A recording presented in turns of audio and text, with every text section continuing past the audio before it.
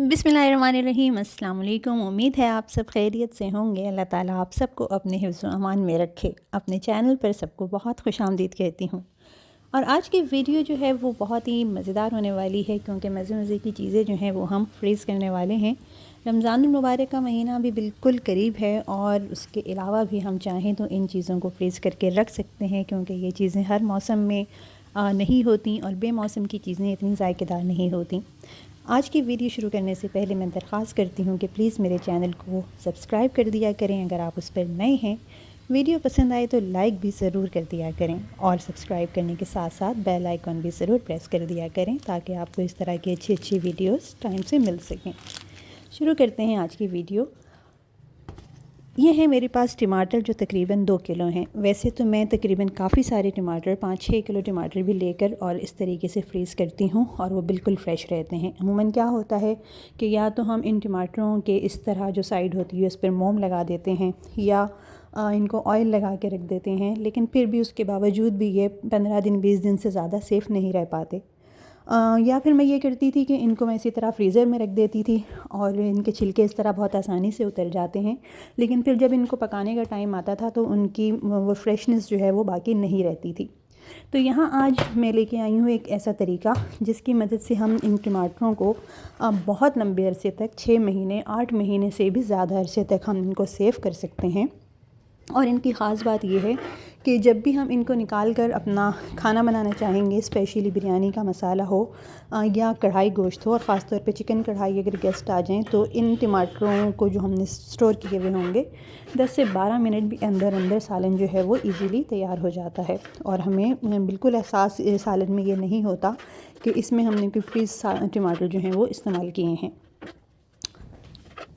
टमाटरों को स्टोर करने के लिए इस तरह से मैंने टमाटरों को पहले अच्छी तरह से धो लिया था और धोने के बाद मैं इनको छोटे छोटे से क्यूब्स में कट कर लूँगी। छुरी जो है मैंने काफ़ी तेज़ ली है, जिसकी वजह से ये टमाटर जो हैं वो जल्दी छोटे छोटे से कट हो जाएंगे। अगर आप चाहें तो इनको बड़े साइज़ में भी काट सकते हैं, लेकिन वो पकने में थोड़ा टाइम ज़्यादा लेंगे, तो इसलिए मैं यहाँ इनको छोटे साइज़ में काट रही हूँ। इस तरह से बारीक काट कर और ये टमाटर मैं जल्दी से जो है वो काट के और एक पतीली में डाल दूँगी। अच्छा, बहुत से लोगों को टमाटर का छिलका खाना पसंद नहीं होता। छिलके बाज़ दफ़ा वाकई बच्चों को भी बहुत बुरे लगते हैं खाने में जब आते हैं, तो इसलिए अगर मुनासिब लगे तो आप छिलके हटा भी सकते हैं, लेकिन मैं यहाँ छिलकों समेत ही इनको सेव करूँगी। अच्छा जी, यहाँ ये 2 किलो जो टमाटर थे ये मैंने बारीक कट करके और एक पतीली में डाले हैं, और साथ ही मैंने यहाँ इसमें हाफ़ कप ऑयल का शामिल कर दिया है। ऑयल डालने से ये होगा कि जब ये पकेंगे तो ये बहुत अच्छी तरह से इनकी भुनाई होगी और ये फिर बहुत लॉन्ग टाइम के लिए सेफ़ हो जाएंगे। चूल्हा ऑन करके मैंने इन टमाटरों को रख दिया है पकाने के लिए चूल्हे पर, और अब मैं इनको एक जोश आने तक जो है वो खुला रखूँगी। चमचा हिलाकर हम इसको जो हमने ऑयल इसमें शामिल किया था अच्छी तरह से इसको मिक्स कर देंगे और इसको पकने के लिए जो है वो वेट करेंगे कि ये पकना शुरू हो जाए। टमाटर फ्रीज़ करने का ये तरीका मुझे सबसे ज़्यादा बेस्ट लगता है। उसकी वजह ये है कि एक तो ये फ्रीज़र में जगह बहुत कम घेरते हैं, क्योंकि जब आप इनको हम रेडी कर लेंगे तो आप देखिएगा कि ये कितने मुख्तसर हो जाएंगे बिल्कुल।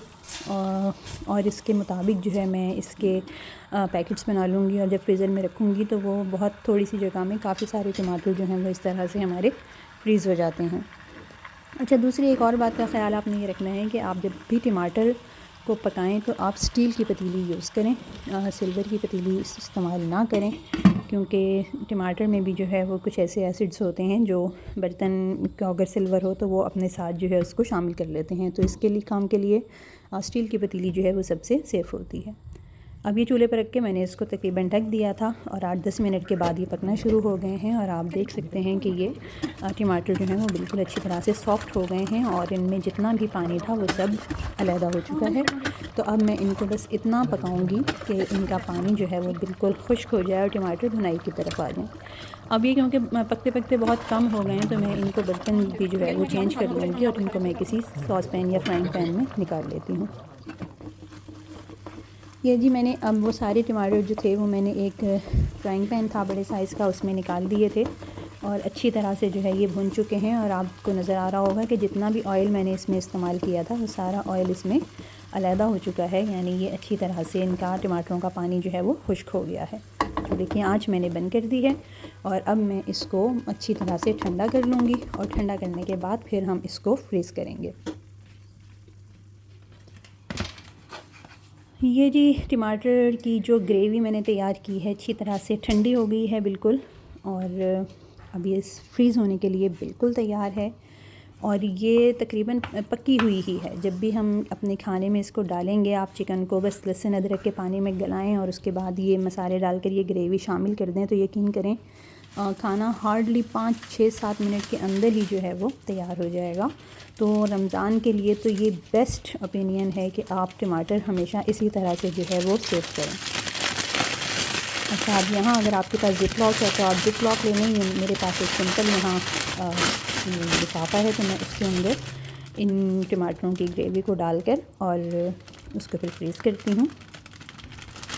अच्छी तरह से ठंडी भी हो गई है और ये तकरीबन 2 किलो टमाटर की ग्रेवी है, तो आप मैनेज कर सकते हैं कि आपको कितना सालन है तो आप इसके कितने पोर्शंस जो हैं वो तैयार करेंगे। मैं तकरीबन इसके 4 से 8 पोर्शन जो है वो तैयार कर लूँगी।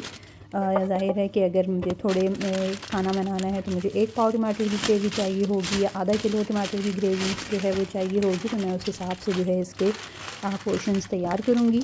अगर आप इस तरह से ना रखना चाहें तो आप छोटे छोटे पैकेट्स जो हैं वो लेकर और उनको मुख्तलिफ़ जगह यानी 4 जगह 5 जगह जो है वो अलग-अलग सेव कर सकते हैं। मैं यहाँ एक ही ये पैकेट इस तरह लेके और इनको मैंने एक थिन सी लेयर जो है वो इसकी बना ली है, बिल्कुल बारीक सी। इससे ये होगा कि मैं जब इसको फ्रीज़र में रखूँगी तो ये हार्ड तो होगी लेकिन आराम से टूट भी जाएगी। मुझे जितनी ज़रूरत होगी मैं इसमें से उतना ही पेस्ट टमाटर का जो है वो ले सकती हूँ।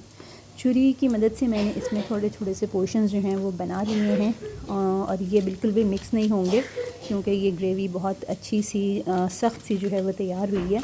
तो मैंने इसको छुरी से इस तरह पोर्शन बनाए हैं, तो ये इसी तरह पोर्शन जो हैं वो बने हुए ही फ्रीज़ भी हो जाएंगे और जब मुझे ज़रूरत होगी तो मैं इनको इसी तरह से जो है वो निकाल के जितना भी मुझे चाहिए मैं इस्तेमाल कर लूँगी।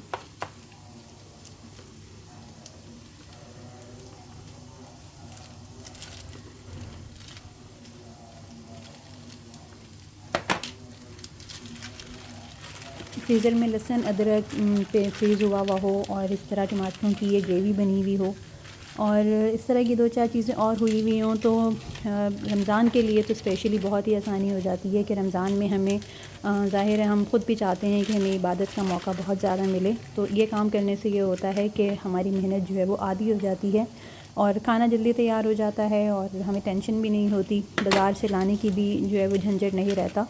तो ये चीज़ें करना जो है वो बहुत अच्छा रहता है। अगर हम रमज़ान से पहले ये सारी प्रिपरेशन जो है वो अपनी करके रख लें तो हमें अपनी इबादत के लिए भी अच्छा टाइम मिल जाता है। अल्लाह ताला हम सब की इबादतों को कबूल फ़रमाए। आपसे भी रिक्वेस्ट है कि जब आप अपनी इबादत करें तो मुझे प्लीज़ अपनी दुआओं में और तमाम मुसलमानों को अपनी दुआओं में ज़रूर याद रखिएगा।